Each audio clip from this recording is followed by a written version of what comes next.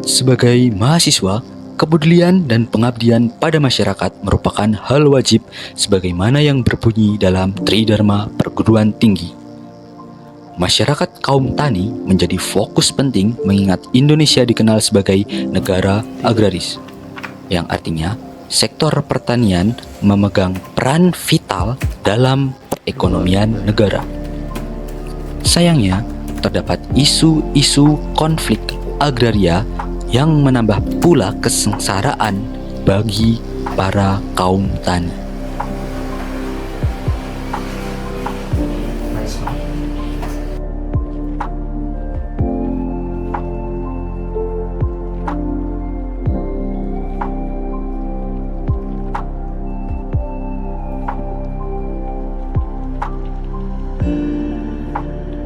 Kami dari Lembaga Pers Mahasiswa Obsesi, mari kita kupas salah satu konflik agraria di Desa Dharma Kradenan.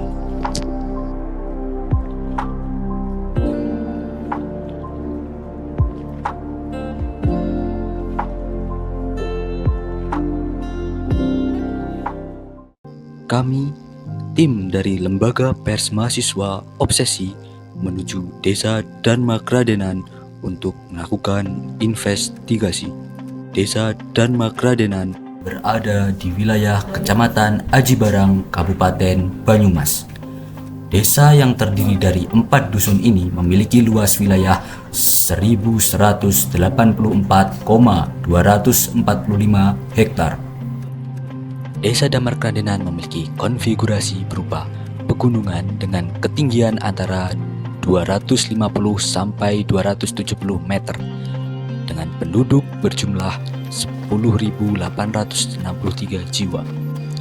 Hampir seluruh penduduk pernah mengecap bangku sekolah dasar meskipun terdapat penduduk yang tidak tamat dan buta huruf.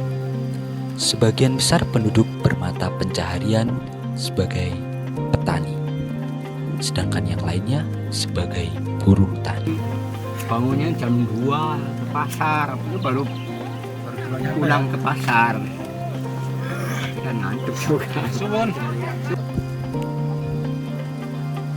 Konsorsium Pembaruan Agraria atau KPA mengungkapkan data 2.710 konflik agraria terjadi selama kepemimpinan Presiden Joko Widodo.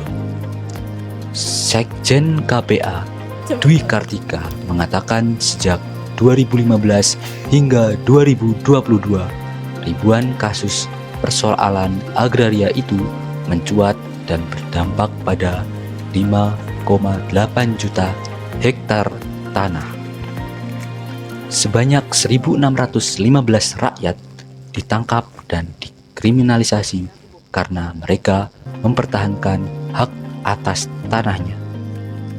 Tak terkecuali masyarakat Desa Dharma Kradenan. Desa Dharma Kradenan terjangkit konflik sengketa tanah antara Serikat Tani Amanat Penderitaan Rakyat atau Stan Ampera dengan beberapa pihak. Mereka mengatakan akan memperjuangkan tanah sengketanya yang diklaim oleh pihak tersebut. Bagaimana sejarah dan kronologi konflik agraria di Desa Dharma Kradenan? Kami telah mewawancarai Ketua Stan Ampera untuk dimintai keterangan. Ya, nama saya Darsum sebagai Ketua Ampera. Ketua Ampera. Ya. Ampera ini kan perkumpulan, jadi arti daripada Ampera ini kan bentuk sebuah wadah namanya Serikat Petani Amanat Pendirian Rakyat. Maka kita membentuk sebuah wadah namanya organisasi Stan Ampera ini, tujuannya untuk menuntut hak ya lahan yang ada di wilayah Dharma Kradenan sendiri. Itu. Kalau boleh tahu tuntutan itu apa aja bang pas waktu itu? Yang dituntut pada waktu itu ya tanah yang di Dharma Kradenan ini khususnya ke PT RSA harus dikembalikan kepada masyarakat Dharma Kradenan pada umumnya kepada organisasi Istana Ampera. Karena sejarahnya metode ini kan bukan sejarah ya, kronologinya. Kronologinya itu dibentuk karena pada umumnya para orang tua itu dulu itu sering berbicara begini, tanah ini disewakan kepada Belanda selama 75 tahun. Dari 75 tahun ini tanah ini harus kembali kepada masyarakat Dharma Kradenan. Karena namanya Erpah pada waktu itu. Erpah.